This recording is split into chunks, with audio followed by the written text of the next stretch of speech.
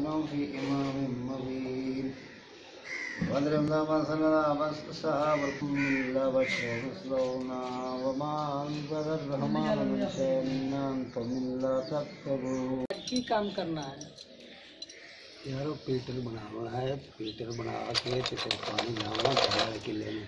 अच्छा फिर उन्हें बोर वाले किले ला देंगे। मैं काम चला तो मैं वापस आ जासा।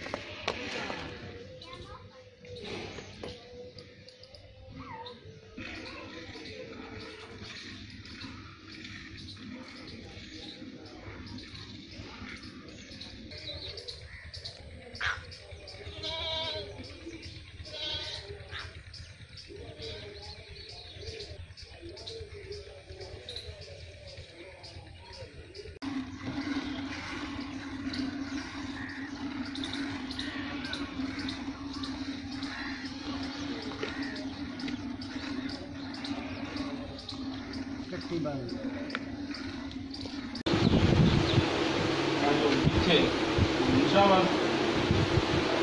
कितनी देर तक वापस आए? वापस तो घंटा लगा। चलो आ जाओ ना, वापस आ जाओ फिर बुला लें, मुझे नहीं बुलाना।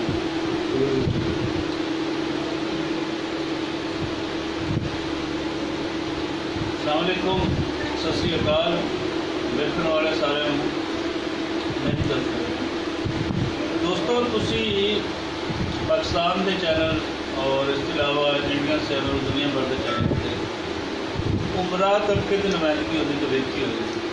जिस तरह सुहेल बड़ाई साहब एक दिन जियो के साथ करते रहे बल्कि उन्होंने देखा है कि जितने साढ़े चैनल हैं लाहौर देश उन्होंने डेली तुम देखते हो कि किसी न किसी अमीर तबके की नुमाइंदगी करते हैं, किसी सियासतदान, किसी ब्यूरोक्रेट या किसी फैक्ट्री वाला का डेली रूटीन लाइफ होती दिखाई जा रही है, कैसे एक दिन बना रहा है।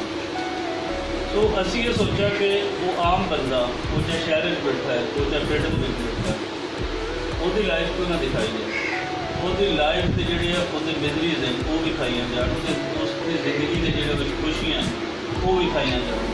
क्योंकि आम बंदा थोड़ा 99% और 1% की नुमाइंदगी में सारे चैनल कर रहे हैं तो वो मुनाफत कर रहे हैं।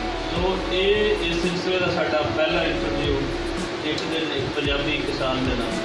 मैं इस टाइम अपने पिंड हाँ और ये मेरे पिंड के किसान इकबाल भट्टू सर, असीं तुहानूं अज इन्हां दी जिंदगी दिखा रहे हैं कि इन्हां दी डेली रूटीन किस तरह गुजरती है। और इस टाइम असीं पहुंचे नाश्ते पे और नाश्ता तुसीं देख सकते हो कि मक्खन जिहड़ा पिंड के नाश्ते की बुनियाद है। और फिर इत्थे असीं बिल्कुल आमलेट बना हुआ है, लेकिन आमलेट तुसीं देख लो ये देसी अंडे का है। और दही दही वो नहीं क्योंकि मिक्सचर दूसरी चीज़ों का खालिस दही होगा। फिर लस्सी और एक खूबसूरती भी है और ये तंदुरुस्ती भी जुड़ी हुई है। सो ये पूरा दिन असीं तुहाडे नाल रहांगे, तुहानूं दिखाते रहांगे कि किस तरह एक पंजाबी जिमीदार की रूटीन लाइफ है। देखते रहना, साडे नाल रहना।